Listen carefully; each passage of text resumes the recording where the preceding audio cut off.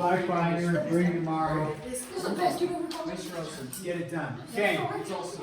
No, your parents have to sign it. They did. I called them up and signed a statement. No, zip. You don't need to get my zip class? Wait, what did you say to me? Said you have to get your parents to sign it. They said don't send him to class.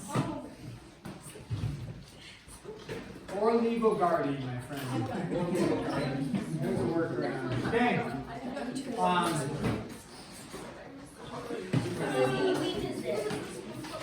Here we go. So we were talking about radicals, right? Square roots, simplest radical form, radicals with rational numbers. So this is 10-1, and it is simplifying radicals. And we are talking about simplest radical form and getting the radicals out. I don't remember exactly where we were in all of our simplifications, but let's just do a couple more. Let's do some more problems. Here's one. If we said, and we may have already done one like this, but let's go with the square root of 72. Let's just start with this. We understand that this is the square root because the index is not written. So if the index isn't written, then it's a value of 2. So it's a square root, so it's asking what times what gives you 72. This is not a perfect square, meaning none of us have off the top of our head, oh, it's this number times this number. We don't have that. If I said, what's the square root of 36? You would all say? 6, because we have those memorized. If I said the square root of 100, you would say? 10. Those are perfect squares. 1, 4, 9, 16, 25, 36, 49, 64, 81, 100, so on and so forth. So this one, though, square root of 72, oh, I haven't memorized that, because you haven't. So this is going to be, if you punch it in your calculators will do two things. Some of them will just give you the decimal, and then some of them will give you the simplest radical form, so it's not a decimal. On the test, mid-chapter 7, are you using calculators? No. So if you use your calculator at home, you hit enter, and it gives you the answer that the book wants, but you don't know how to do the work, and you get to the test, it's going to be an issue. So with this, what we do is we look for the largest perfect square that goes into 72. So when you think perfect squares, you ask yourself, does 4 go into it? Does 9 go into it? Does, what's the next perfect square? 16. Does 25? Does 36? Okay. And then after that, does 49? Those are the questions you're asking, what largest perfect square goes in there? Anybody recognize a perfect square that goes in there? What? Never mind. I thought it was 6. Well, 6 isn't a perfect square. When we're saying perfect squares, again, our perfect squares are the ones that were 1 goes in everything, so that one's not helpful. So 1, 4, 9, 16, 25, 36, 49, 64, 81, 100. Those are perfect squares. So we're asking what's the largest perfect square that goes into there? 64. Okay, 64 does not go into 72 either. 72 divided by what? 36, right? So again, 36 goes into 72 how many times? 2. So we go 36 times 2, and then what's the square root of, now visually it might help you to separate this out, because since it's multiplication we can do that like that. What's the square root of 36? 6. And then square root of 2 we don't know, so we leave it as square root of 2. Okay, now, some people I heard, and I ignored it, I'm not intentionally, but I mean kind of intentionally, because I was waiting for the largest perfect square. Some people were stating, they're like, hey, it's 9, right? Well, does 9 go into 72? Sure, 9 goes into 72 how many times? 8. So if you did that, you said, well, what's the square root of 9? The square root of 9 is 3, and then you're left with the square root of 8. But is there a perfect square that goes into 8? Do any of these, does this number go into 8? Yes. Yeah. So then you would say 3 times 8 is made up of what? 4 times 2. What's the square root of 4? 2. So that would come out like that. It would be 3 times 2, and then you're left with that 2. Well, what's 3 times 2? 6. And you have 6 root 2. So you could actually go either route, you're going to get there, but it's best if you can find the largest perfect square to go into it. Makes life easier for you. What happens when we have, so those are square roots. If you want a different root, meaning a different index, you would need to label it. And in this case, they did. They said, hey, we want to simplify this. This is the what root of 54? Cube root. So when we go to simplify a cube root, again, we're not looking for a decimal answer right now. At some point, we will use calculators. Maybe it's next year. Maybe we talk about it this year. To find the decimal answers for that. But in this case, I just want to find, in simplest radical form, I want to find not the largest perfect square, because we're not looking for square roots. What are we looking for? Cube roots. So you need to find the largest perfect cube that goes into 54. Well, what are our perfect cubes? What we're asking is, okay, a perfect cube. Let me just put it here for now. What's 1 cubed equal to? 1, right? Well, 1 goes into everything, and it doesn't change its value, so 1 is not helpful for us as a perfect cube or a perfect square going in. So what's 2 cubed, though, equal to? 8. 8. And then 3 cubed, 27. you might not know it off the top of your head, but you can calculate it. What's 3 times 3 times 3? 27, because 3 times 3 is 9. 9 times 3 is 27, okay? And then 4 cubed is, might be a little bit more challenging, but 4 times 4 is 16. 16 times 4 is 64, okay? And then about as far as generally we memorize perfect cubes that you should have rattling in your brain eventually. 5 cubed is about as high as we go. 125. 125, yeah. Now, you could keep going with it, like 6 cubed, 7 cubed, but generally that's about, usually you should know those kind of rattle in your brain. So when we look at 54, what's the largest perfect cube that goes into there? 64 goes into 54. 27 goes into 54. So this would be written as the cube root of 27 times 2. So then we say, well, what is the cube root of 27? Remember, you're asking what times what times what? What multiplied by itself 3 times? 3. So the cube root of 27 is 3, and the cube root of 2 you would leave like that. Many people forget to put the index of 3 here, and they just say square root because, they're used to writing square root and they lose a point there. So you would need to write the cube root of 2 like that, okay? So, if you don't have those perfect cubes memorized, up to 5 cubed, you should try to identify those. Sorry. No, let's carry on. Don't. No. No, carry on. Carry on. No, it's okay. I'm okay. Go ahead. She doesn't. No. Take a bite. No, I've already got too much Take a bullied over crunch. my yogurt eating skills. We all want to hear you take a bite. Okay.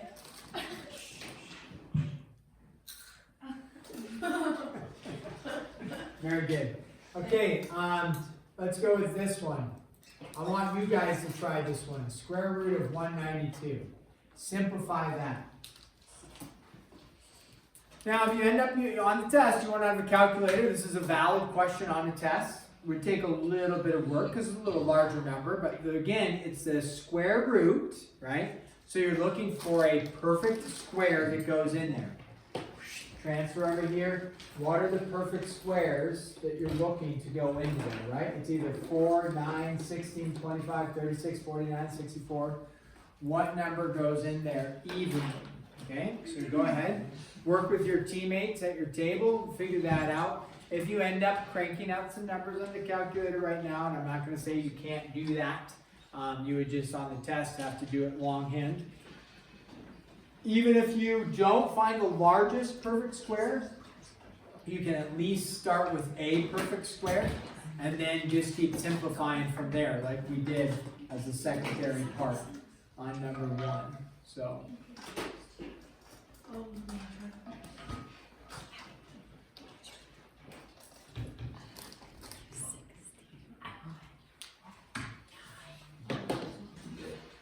So you're looking, yeah, what number goes in there?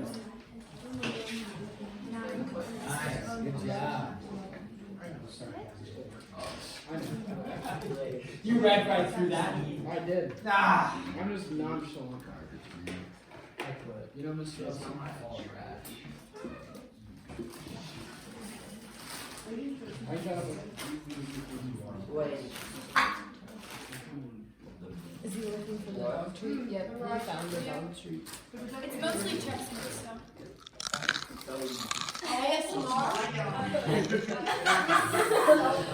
I'm gonna walk with you now. Avery, stop doing that, okay? Hey, sorry. That's ASMR. That's how you can find out if it's Wait. It's something like, I don't know what it's like. Oh yeah, either.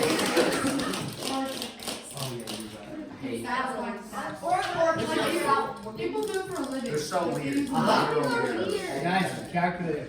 Okay, so what's the largest perfect square that goes in there? 64. 64. Okay, so 64 times 3. Oh. What's the square root of 64? 8. 8. 16. You gotta work on your perfect squares there, guys. No worries. Oh, yeah. Yeah. I got there, but 8 square root of 3. 16. Now, it's okay. What did you initially say, Abby? That's what. So square root of 192. You said 16 times 12. 12. What's the square root of 16, guys? 4. 4. So you have 4 times 12. Double check. Is there any perfect square that goes into 12? And you said, oh, 4 times 3, right? What's the square root of 4? 2. 2. So then it'd be 4 times 2 times the square root of 3, so 8 square root of 3. So you can keep simplifying even if you don't have the largest perfect square. Okay, now let's do this one. You got it now? All right. What happens when we have square root of y to the 4th? Again, what we're asking is what multiplied by itself gives you y to the 4th. So y squared. Okay, so y squared times y squared is y to the 4th. Okay, so that's good. Now, let's do this one. Y to the 5th. Now, when we do this, we don't do decimals. Yeah, y to the 2.5. So we're not actually going to do the decimals. You're going to simplify with integral values, integral exponents. So if you split this apart, y to the 5th is the same thing as y to the 4th times y. When you multiply the same bases, you add the exponents. So y to the 4th times y. So then we look, we say, well, what's the square root of y to the 4th? Y squared. So you would say y squared. What are we left with on the inside? Y, so y squared times y. Well, times the square root of y, I'm sorry. I said y squared times y. All right. So then you have the square root of 75, a cubed b c to the 8th power. Okay, looks fairly extensive. We're going to look for the largest perfect square that goes, let's start this. Remember, since it's all attached with multiplication, like this, we can work with each one individually, right? So, if it's helpful, you can split them all up, individually with little radical signs, like we did over here as an example. Where did I show that? I didn't show it. But you could have written this. No, I did. I did show it with individual radical signs right there. Or you can work together, work with it just like we did here, and then simplify. So we start with the 75. What goes into 75, if anything? What perfect square? 25. 25. 3 times. So, okay, let's work with that. And we say, okay, 25 times 3. Now, as you do that, some people recognize that's going to be 5 root 3. They just do the math mentally. That's great. You don't have to show 25 times 3. You can say the square root of 25 is 5. It comes out. Then, what do we have here? Well, a cubed is not a perfect square because it's an odd number. So what is it the same thing as though? A squared times A. And then B is just B, right? There's nothing. And then C to the 8. Well, it's C to the 4th times C to the 4th. So it's already in perfect square format. So I'm just going to leave it as C to the 8th, right? Like that. And then take the square root. Alright, so let's work with all of these individually. Figure out what comes out of the radical. What is the square root of 25? 5. Okay. So that comes out. Does the 3 come out at all? No. No, because it's just going to be the square root of 3. That's going to stay. What's the square root of a squared? A. What's the square root of a? A. No. Stays, right? What's the square root of b? Stays. What's the square root of c to the 8th? C to the, I heard it earlier, c to the 4th. Because you're asking what times what. So c to the 4th times c to the 4th is c to the 8th. What am I left with on the inside then? 3. A. No! You already took the square root of c to the 4th. The square root of c to the 4th is, I'm sorry, the square root of c to the 8th is c to the 4th. Common error is this on problems. Okay, guys, what's the square root of 9? 3. And people will write this answer. Once you take the square root of something, you get rid of the radical.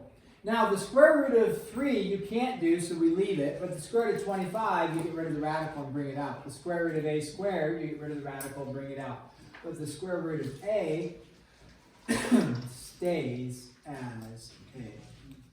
Okay?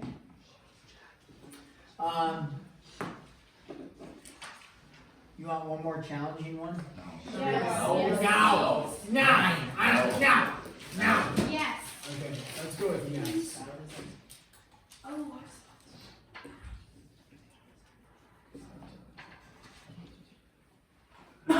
The 5th root.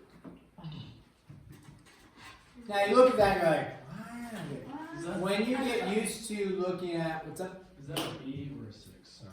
That's a B. What do you think? If you had to guess, just out of curiosity. B. B. You said a 6. I feel good about it. B. Okay. So, when you look at that, the 5th root of 32, usually after cube roots, like I gave you, hey, the few cube roots you should memorize. Usually we're not memorizing 4th roots, but we start to recognize patterns with 4th roots, 5th roots, when they're usually only working with 2s and 3s. Meaning this, what's 2 squared, guys? 2 squared is 4. What's 2 cubed? no, 8. 8. What's 2 to the 4th? 16. 16. What's 2 to the 5th? 32. 32, yeah. So you start seeing things with powers of 2 because they're smaller numbers. So what's the 5th root of 32? 32. Oh, 2 to the 5th is 32. So it's just 2 comes out. Now, what's a to the 5th root of a to the 5th? That's asking what multiplied by itself 5 times gives you a to the 5th. A. A times A times A times A times A gives you a to the 5th. So A. So that takes, nice, those are all coming out. What about b to the 15th? B to the 3rd. B to the 3rd. Perfect. Done. That's it. What the heck? Yeah. Isn't that nice? Actually, yes. That makes so much sense. Yeah. One pro tip is this, with exponents on like b to the 5th, you can just take 15 divided by 5. You can take 5 divided by 5. You can take 8 divided by, what's the index here? 2. And that gets you to the That is one. The issue is like you have 3, right? Well, 3 divided by 2 is 1.5. We don't do decimals at this point in our exponents. So that's why we take a cubed and get it to an even number. Okay. So you guys already have the homework. What did I offer on the homework? 1 through 37 off. I had 1 through 37 on, I believe, on there. So you continue on that. No mixed review, right? Nope. Or yeah, cumulative review. So you will need to, I'll get the homework assignment sheets printed off maybe tomorrow or something for when we go on to 10-2. I have a question. I started the homework, and some of them, like in the back of the book, it's using like absolute